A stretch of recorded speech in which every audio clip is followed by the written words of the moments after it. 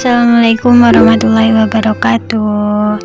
Alhamdulillah masih bisa share ke teman-teman semua. Gimana nih kabarnya? Mudah-mudahan senantiasa sehat dan selalu dalam lindungan Allah. Amin amin ya robbal alamin. Nah teman-teman, aku mau sharing tentang bullet journal untuk tahun 2023.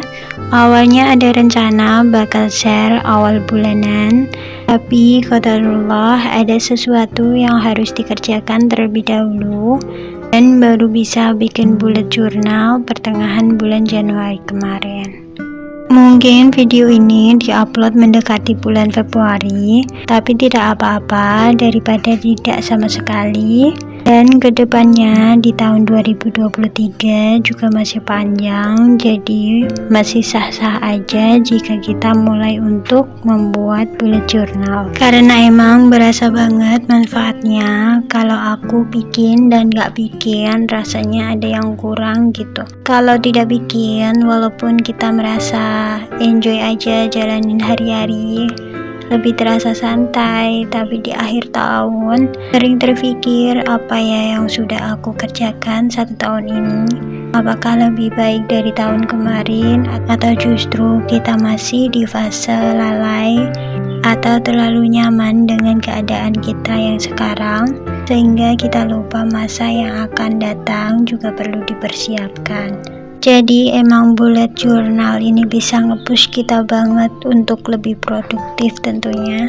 Nah sebelum membuat bullet journal, kita harus tahu dulu nih apa tujuan kita yang jadi prioritas kita di tahun ini. Tujuan jangka panjang yang nantinya kita akan pos-poskan lagi menjadi tujuan bulanan, atau tujuan jangka pendek sebagai pengingat aja buat aku dan semoga teman-teman juga. Sesuatu yang kita sebut tujuan itu tak melulu bicara tentang hasil ya. Kadang kita pernah berekspektasi tinggi tapi tidak sesuai dengan harapan, karena kadang kita terlupa kalau sesuatu yang besar juga membutuhkan upaya yang besar, modal yang besar.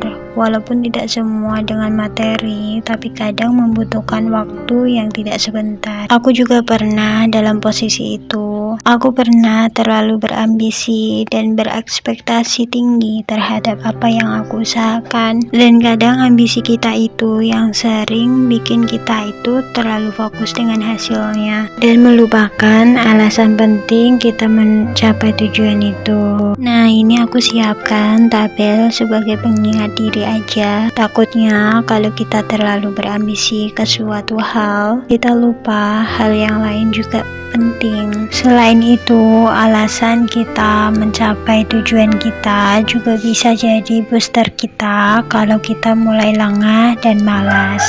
Jadi kita semangat lagi. Aku juga sudah siapkan lembar khusus Where I'm Now. Sekarang posisi kita di mana? Sudah dekatkah dengan tujuan kita? Dan yang terpenting, sudah siapkah kita jika tujuan kita tercapai? Ya, di sini aku juga udah siapkan coretan penting yang bisa teman-teman sesuaikan dengan goal masing-masing.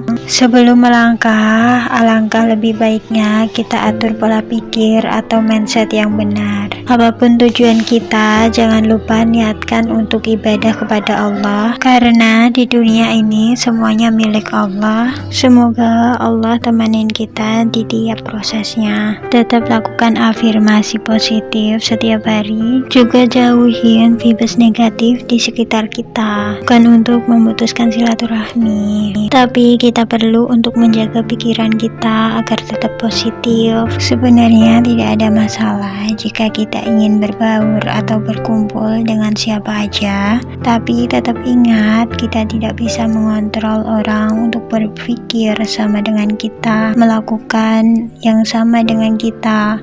Tapi kita bisa mengontrol diri kita, penerimaan kita terhadap apa yang berbeda dengan kita. Ya, kalau aku lebih nyamannya memang perlu memilah lingkungan yang positif, teman-teman yang tujuannya sama dengan kita, atau yang punya suami, bicarakan dengan suami agar lebih ringan dicapai bersama. Selain pola pikir, hal yang penting seperti kesehatan juga perlu dijaga. Karena bagaimana kita akan mencapai goal kita kalau kita sakit, atau jika Allah izinkan cepat tercapainya pun akan kurang kenikmatannya jika kita nikmati dalam keadaan sakit. Jadi memang kesehatan juga perlu dijaga dari sekarang. Istirahat cukup, olahraga atau makan bergizi, atau juga puasa sunnah. Nah, itu salah satu manfaat bikin bullet journal. Selain kita ingat tujuan utama kita, persiapan apa aja yang kita siapkan, terlebih untuk peran ibu yang harus mengurus rumah, membersamai anak belajar, bermain, dan jika ada kesibukan lain, bekerja, berjualan di rumah, atau ngonten, bullet journal bisa jadi ikhtiar kita untuk mengatur kedisiplinan kita, hingga bisa menerapkan gaya hidup positif dan sehat. Nah, setelah kita tahu di mana posisi kita, aku juga siapkan lembar untuk merinci goal jangka pendek berupa target bulanan. Ibarat membeli rumah, kita harus nyicil uangnya atau modal lain yang pastinya kemampuan orang berbeda-beda. Boleh cantumkan tujuan jangka pendek lainnya yang mungkin ada. Memang semuanya tidak pasti sesuai dan tercapai, tapi setidaknya kita sudah ikhtiar. Jadi jika mungkin belum tercapai, kita bisa melakukan evaluasi apa yang belum kita maksimalkan ikhtiarnya. Juga jangan lupa kencengin doanya, semoga Allah mempermudah urusan kita dan apa yang kita ikhtiarkan dilancarkan. Amin amin ya robbal alamin. Oke teman-teman, di sini aku juga bikin 4 kotak yang akan aku kasih pengingat khusus seperti kata Kak Mary Riana. Dalam mencapai tujuan akhir, ada 4 dasar kehidupan yang harus kita perhatikan, yaitu cinta, kesehatan, finansial, juga kualitas emosi atau rasa syukur kita. Kolom pertama tentang cinta, bukan melulu tentang pasangan ya. Bisa tentang hubungan kita ke keluarga, ke anak-anak, atau ke teman-teman. Dan kesehatan berarti kualitas kesehatan kita. Bisa kita tulis apa yang harus kita perbaiki mengenai kesehatan kita.